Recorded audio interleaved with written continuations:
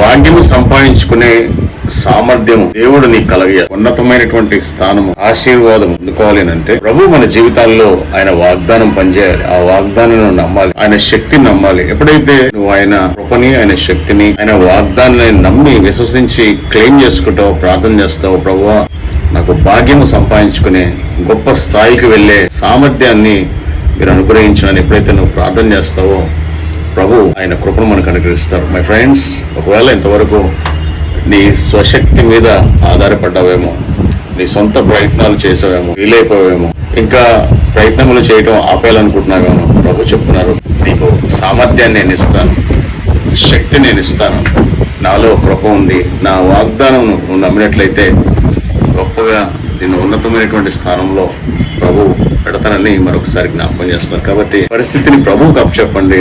ప్రభు ఆయన మార్గము సరళం చేస్తారు, నీ కార్యమును ఆయన సఫలం చేసుకోవాలి.